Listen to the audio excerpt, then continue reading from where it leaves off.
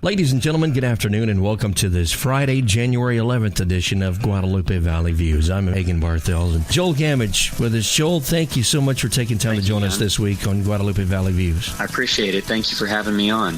You're bringing an exciting event to Gonzales. Tell me about Hot Rods and Hatters. Hot Rods and Hatters is going to be our 8th annual event in downtown Gonzales, Texas, across the Confederate and Texas Heroes Square, along with about 20 city blocks of car show that folks can expect to see in the downtown in the first weekend of February. That's Friday and Saturday, February 1st and 2nd, downtown Gonzales. So that event is something that we've had now again for 8 years. We watched it grow from a small backyard event in my family's establishment at Texas Hatters to something that's encompassed last year in 2018 in Lockhart, Texas, over 40 city blocks of downtown Lockhart, Texas, prior to moving it to Gonzales. Was it your love for music and hot rods to make Hot Rods and Hatters a reality? Definitely a love of music and activity, and I'm a big fan of two-stepping. Mm-hmm. And so before I ever held our first what became Hot Rods and Hatters event, I had already been producing events in the backyard of my family's establishment. We sit on a little less than an acre of property just south of the downtown in Lockhart, off Commerce Street, and it's something that many years back as a young man, as soon as I got my driver's license, I would drive to Austin and go to the Broken Spoke and hang out with James White and hang out with, my dancing friends and go two-stepping as many nights a week as I possibly could. And I used to hang out until the bands would finish playing and they'd be packing up their equipment, and I would talk to them about how I dreamed of doing something with them and having an opportunity to work with the artists that I loved so much, that I saw always bringing so much vitality to the nightlife, and I wanted to see my family get to experience some of the music and entertainment that I had enjoyed. And so over an extended period of time, I was able to talk my family into allowing me the opportunity of building what was a makeshift stage. We tore down a old woodshed on my grandparents' property and built it back up into a little awning in the backyard, had a little stage area, and the first event we did was actually on the front porch with Jeff Hughes and Chaparral performing, and several other musician friends like Doug Moreland and those kind of folks that would come out and play and pick and grin and trade hats for songs and right. Things like that. And it went from our first event was 15 people came out to our very first event, and from that more folks came every time, and my family allowed me to do what we called the Texas Hatters Music Series. And from that event eventually bred into an offshoot, which was the Hot Rods and Hatters event. Talk to me about Texas Hatters, because it truly is a piece of Texas. Off the top, folks, from presidents to musicians. Tell me about the place. So it's my family's business. I'm our 4th generation Hatter there. It's still run to this day by my mother and my father there at Texas Hatters, David and Joella Torres Gamage, and they're really good folks, and they've been at it for a long time, and we've reached that just this past October was our 90th anniversary of business. Congratulations. That's outstanding. And I love the sign out there. It said, ain't no place like this place anywhere near this place, so this must be the place. That's right. It is. It's a museum. It really is. It literally is. It's a living museum that stands the test of time over the past 90 years in Texas. And we've had some really amazing people, and a lot of that is due to my grandfather and the ingenuity that he had, and also the longevity that my great-grandfather put in, Marvin Emanuel Gamage Sr., and everybody knew my grandfather as Manny Gamage. Mm-hmm. So, or just Manny for many. Well, and that's where the Hatters comes in on this Hot Rods and Hatters event. As we mentioned, it's going to be held downtown Gonzales Friday, February 1st and Saturday, February 2nd. This isn't your ordinary car show. It's not just a bunch of guys out there with in a lawn chair sitting around. This particular event, has some energy to it. Talk to me about it, and let's kind of walk through the event. We actually, we've got artists performing from all over the world. Phil Rocker is going to be our Friday night entertainment, or rockabilly music, and he's coming all the way from Colombia. He's been in the United States for about a year now. He's just a great artist and a very talented young man that's going to be performing on Friday night. He'll also be there on Saturday as well during the day for our daytime performances on the main stage on the Confederate Square. And then we've got a lot of other great artists, Rick Broussard's Two Hoots and a Holler, who has been a staple for our show since its very first inaugural year out back of Texas Hatters. And Rick has just really built up such a great following with us at the show, and it's something that our fans have come to expect to see him and other artists that perform as well. We've got Dale Watson and his Lone Stars performing, headlining our show, along with the Wagoneers from Monty Worden. He's an amazingly talented songwriter.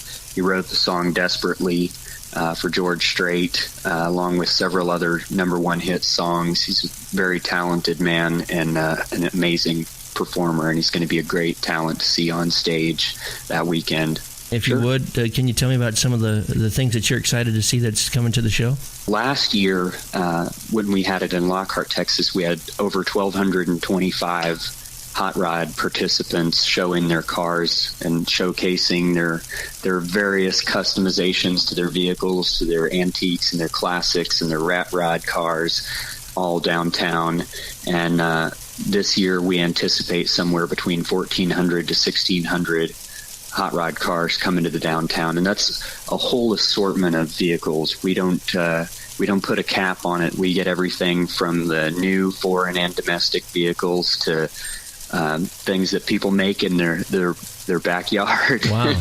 in the rat rod scene. So something that we're really excited about is Rat Rod Magazine has given us some coverage in their article, their new magazine that's coming out for this January. It'll be out later this month. There's going to be an article recap from our 2018 event, and I'm told that Porkstick, who's their main writer, is actually going to come out for this event and see about doing a write-up on Gonzales. And for those of you who aren't familiar with what Rat Rod Magazine represents, it is like the holy grail of rat rod, hot rod cultural magazines. It's really cool. They have over 1.5 million followers just on social media alone. They get a lot of traction, and it's really cool. If you are aspiring to be a part of the hot rod scene, you need to check those guys out also. What are some of the things that that you know that are coming that we've just got to see at this event? So some of the things that folks can hope to see, some of our really cool participants that are coming to the downtown. If you're a Predator movie fan, if you're a big Predator movie buff, we actually have several Comic-Con guys that are going to be coming out. One of them is actually my dad. They have full body suits as the Predator. They're going to go around the show and take photos with kids and adult fans too. Anyone who loves the whole Predator movie series. And on top of that, there's a great participant that's coming who actually has his vehicle is completely customized like the Predator. So he's going to be showcasing his car at their booth downtown on the Confederate Square that weekend. So that's a neat attraction that we're going to have. And then also on Saturday night, we will have a completely separate part of the show, and we'll have a concert downtown at $5 at the gate, and the proceeds of that are going to go back to the city of Gonzales at the end of the event, and that's going to feature legendary Rick Trevino as our recording artist for downtown on Saturday night. Kind of talk to me about what you'd like our friends and neighbors around Gonzales and the area and visitors to the community attending the event, what to expect and what some of the services that y'all are offering during the event. We're offering a complimentary shuttle service for our participant registrants to the downtown. So folks that are coming in Friday night from other states, from out of town, from in town that want to pre-park their registered vehicles to the car show on Friday night, they'll be able to do that starting at 6 p.m.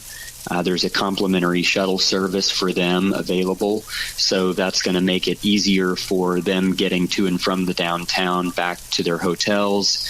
There's going to be additional parking options for spectators on that weekend as well at the J.B. Wells Park.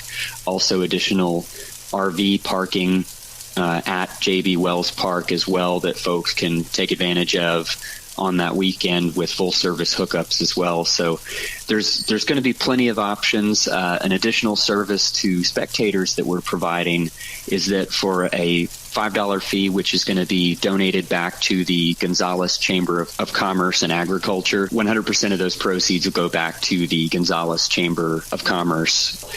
Folks can pay a $5 fee to get a tour of Gonzales to the historical sites and museums throughout the area, as well as take advantage of the shuttle services also for them for hotel access, getting to and from their hotels without having to drive, and to help decrease some of the additional vehicular traffic flow downtown in that area, as well as there's going to be a lot of additional public parking available outside of the barricaded areas. If someone wants to participate or just to learn more information or get additional information about the event, how can they get in touch with you, or where can they go? They can find us at hotrodsandhatters.com, or they can find us on Facebook at facebook.com/hotrodsandhatters. Those are some of the best ways to reach out to us there. You can also call me at 512-657-4616. Joel, I appreciate your time. Thanks for being on the show with us this week on Guadalupe Valley Views.